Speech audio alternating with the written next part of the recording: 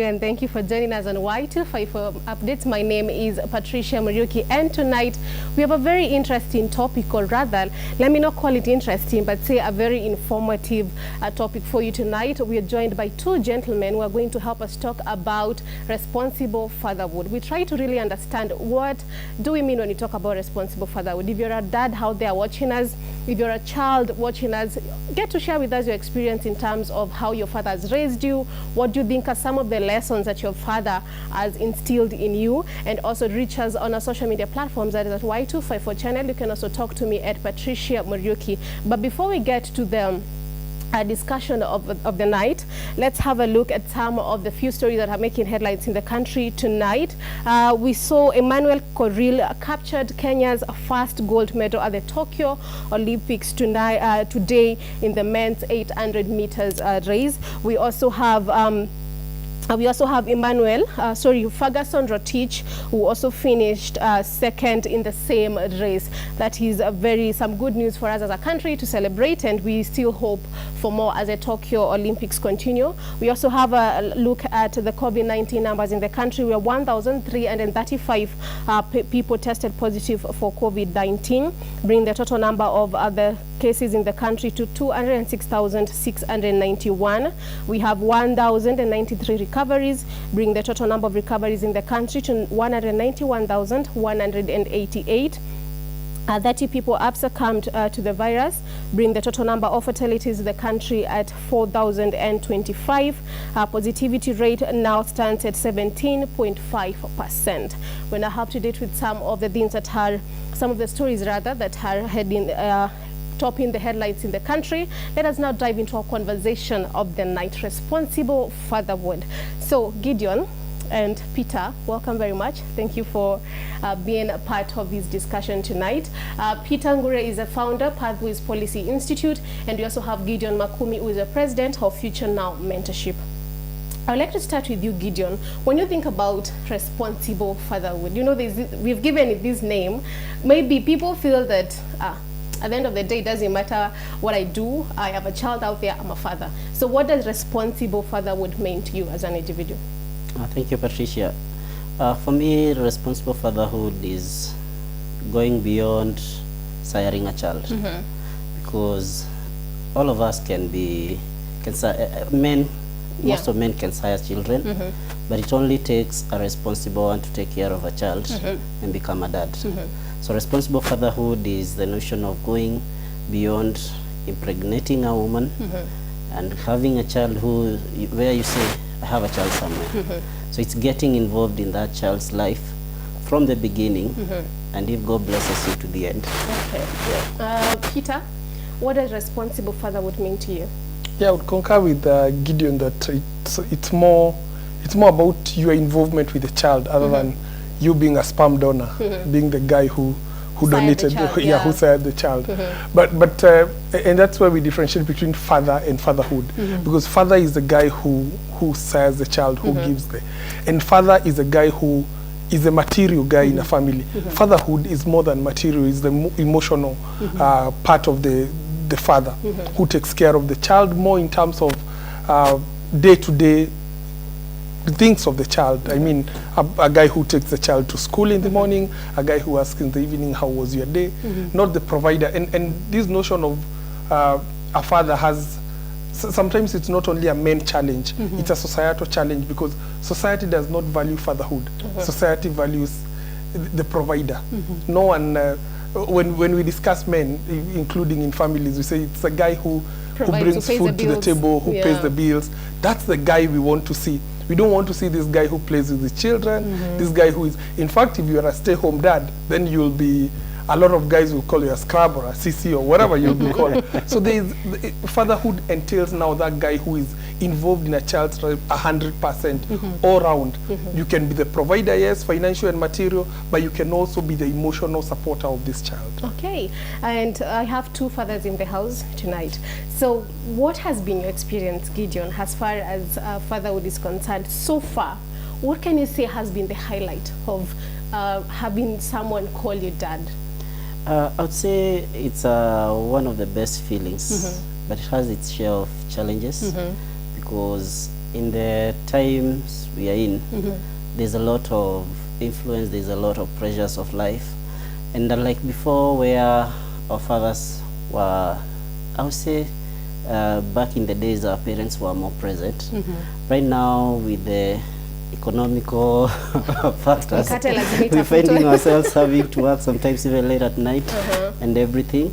But I think it's a personal responsibility to ensure that as much as there is a lot that you need to do, you're present. Because I think when all is said and done, your child will value the time they had with you more than the materials that you leave behind. Because my daughter and my son, I think they need me more than they need anything I can give them. The point is there's no substitute for my presence. Yeah.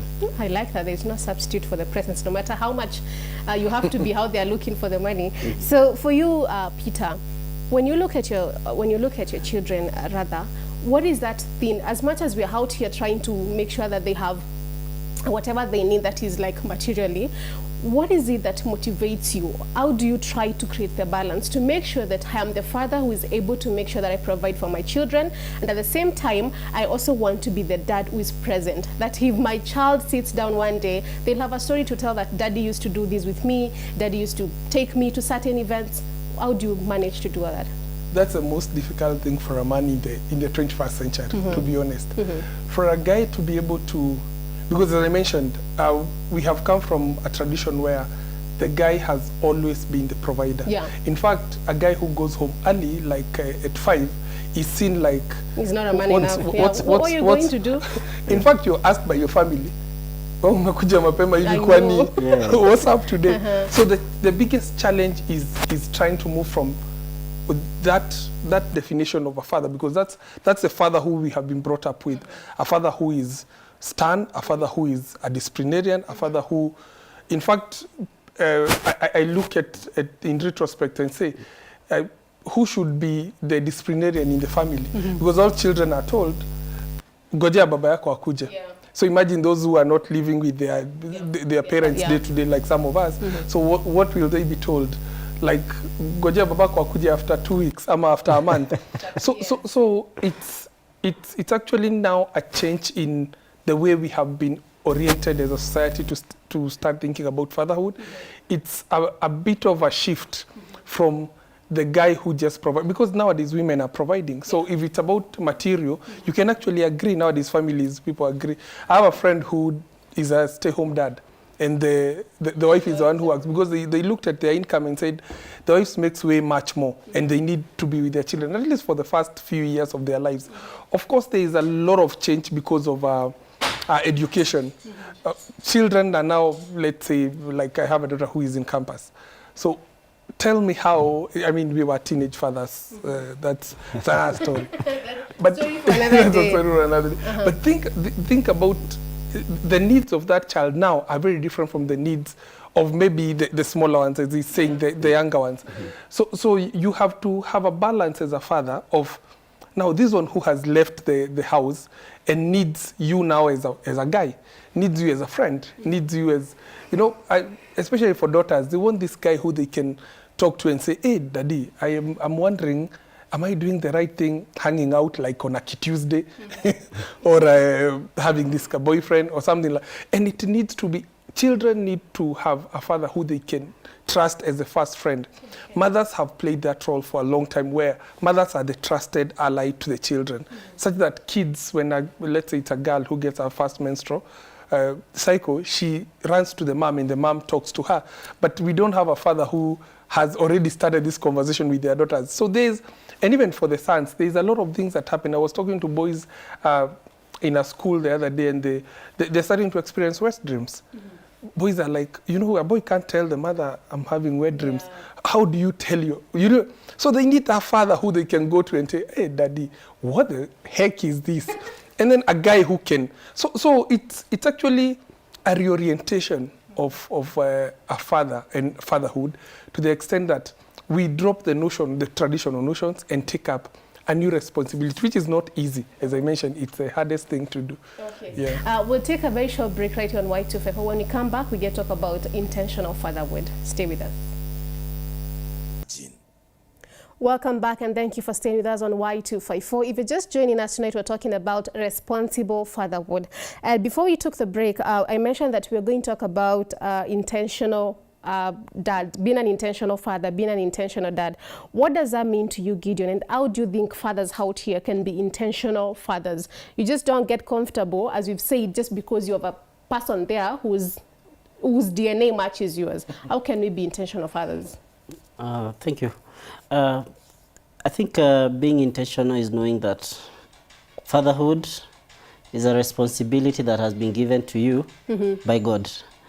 And with that, what it means is that as much as you know that as a person, sio lazima ukue hapo. We've seen cases where children are growing in absence of their fathers. Yeah.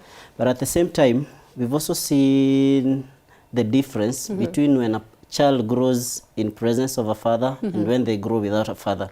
And I think we need to understand that being a father, the root, I mean the root of a tree is what is most important than even the fruit. And you need to take yourself, as a father, you need to know you are the root to this tree called childhood, and therefore your child is the fruit.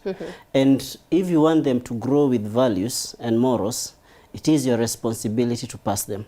Therefore, as a father, you must be very intentional about passing what you desire to see. The problem is that nowadays, everywhere, people are blaming the young people because of the decayed morals, values in the society, because of the things that are happening. The truth of the matter is, I say without any fear of contradiction, the problem is with our fathers. Okay. Whatever is happening today is a result as a failure in the system of fatherhood. Because I become what I see. Yeah, it's true. I become what I've learned from my parents. And the problem is we have fathers nowadays who are telling us that you find them smoking, you find them drinking, and they are telling you ati hata ukiona nikikunywa wewe usikunywe ni mbaya.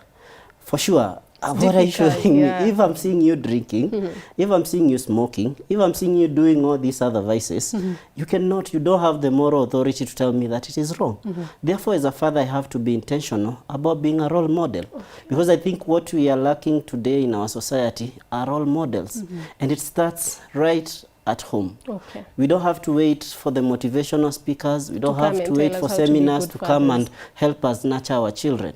Lakini tumeachia walimu, tukaachia pastors, and there's nothing wrong with parents, the pastors or the teachers doing this, but it has to start where you are, at home. Okay. Whatever you desire to see in your child, be the first person to take responsibility in instilling that. Values, morals, anything that you desire, it has to start with me. I cannot tell my son this is wrong, yet I'm doing it. Okay. Yes.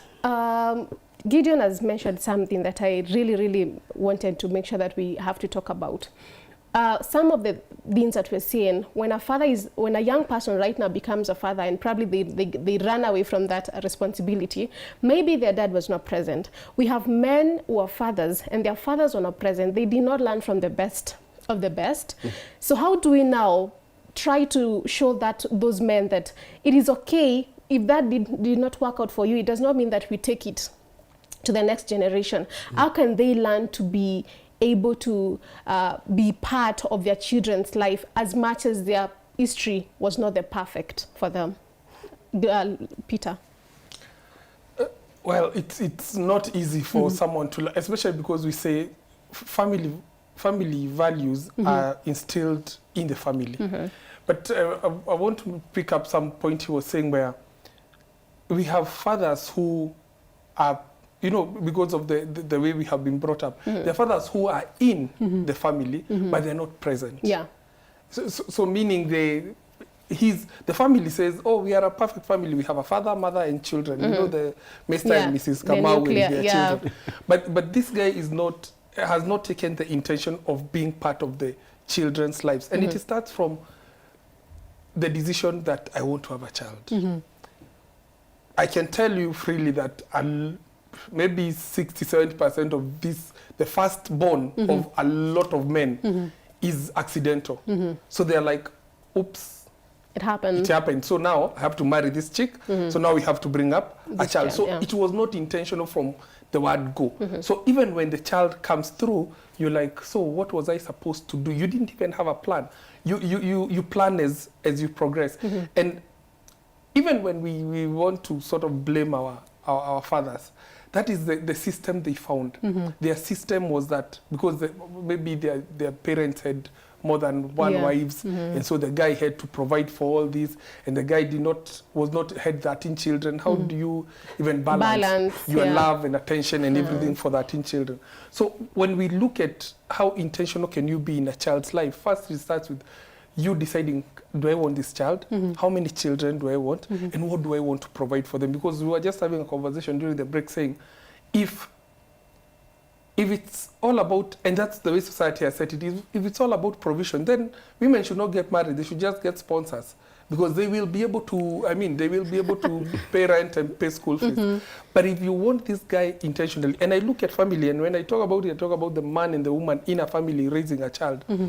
Even if this guy is not providing materially, and he's a guy who can pick the child from school and drop the child back home, we need as a society to accept that. But society does not like that. Society, in fact, one of my friends laughed the other day when he went for a parents' meeting, because parents' meeting in this country are women business.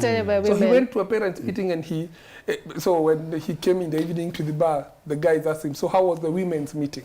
Wow. You see, so even the way society treats you when you become a responsible dad actually pushes you further from being a responsible dad. Father. So we have a lot of reorientation that we need. And he mentioned you don't need to go to seminars or stuff, but intentionally you need to. Yeah. Because no one has been, the generation we have of men, most of them do not see this kind of a father. Most of them don't know how to react as a father. So and our fathers used to beat us all the time, because that was their only role, and then pay fees and stuff. So you becoming intentional on taking care of a child, sometimes you have to go to school. Okay. When we talk about, let's talk about fathers raising sons, masculinity. How are you able to bring up your son, knowing that you're able to bring up a son who knows that it is okay to probably sometimes try out something and it doesn't work out? For example, we've had so many times when men are rejected, they tend to do very nasty and ugly things. How do you bring up a child when that you show them it is okay to be emotional, it is okay to be vulnerable, and it doesn't mean that you're weak, but at the end of the day, actually that is what makes you strong as a man. So how can fathers make sure that they're not bringing up sons who don't know how to deal or communicate or connect with their emotions? Gideon? This one, I think it's very critical for a parent to make their child understand that there is a bit of emotions and a bit of logic. And these two, at one time, at any given moment, one will be higher than the other one. So as men, we are told that for us, you have to make it work. But the reality is, it doesn't always have to work. There are those times when you fail and fail terribly. But the point is, our sons, and it starts with us. We have to understand that we are not defined by our successes or failures. If you know yourself very well, and that's why things like self-awareness is something that is very important, whereby you help your child to grow knowing that these are my strengths, these are my weaknesses. Because you can never be good at everything just because you're a man. There are those times when you'll try things, they're not in your area, you've not identified your niche, and you fail. You shouldn't feel bad about it. The thing is, you have to try over and over again. And you have, as parents, we have to help them become the best that they can be through identifying their strongest areas. And when they fail, it's okay to be emotional. It's okay to be emotional, but again, don't delve in that so much that you lose yourself. Even as you're becoming emotional, then know that it is for a time. After this, you rise up, wipe off the dust, and move on to the next thing. Yeah, so it is my responsibility to train my son Rain that you can fail, and it's okay to fail, but you will not keep on failing. There's always an opportunity to succeed. But you need to discover yourself first and know that this failure is not what is defining me. There are other areas that I can excel and do better than in this one area that I might have failed. Yeah. We've talked about how our fathers brought us up, and that probably having an impact on how we get to be fathers. But then when you get to a point where now it is time for you, you want to be a child. Sometimes it's planned, sometimes it is not planned. Peter, how do you think that people can help themselves? Young men watching this program, or who get to watch it later, can be able to prepare themselves from their traumas. How can they seek help to know that by the time I'm bringing a child into this world, I'm mentally stable, I'm emotionally stable, and financially stable to be able to be present? Because I believe for you to be a present father, you need to be emotionally, spiritually, social, like all those aspects have to be intact for you to be able to do that. We tell boys you have to be ready for whatever you're taking up into. And just before I respond to that, I wanted to mention that failure, even especially in relationships, because that's where we talk about toxic masculinity. Yeah. It's because the boys have so much pressure to succeed. Yeah. Not that they don't know how to take no for an answer, but they have so much pressure. I remember when we were just fresh from circumcision, we were all told you must sleep with a girl so that you prove you're a man. Wow. So this guy has so much pressure. So every woman he meets, and then you're rejected by 2 or 3, you start feeling, because let me tell you, normal men who go through normal adolescent up to young adulthood up to marriage, they're rejected 1,000,001 times. It's the norm of a man to be if you only katiaed one girl and she accepted you, you're lucky. You have to katia like 5, then 4 refuse, one accept, half, because that's the journey of being a man. And we tell boys, that's the journey. You have to go through this journey. Why? Because you have to be prepared for the challenges you will find as you get into a family.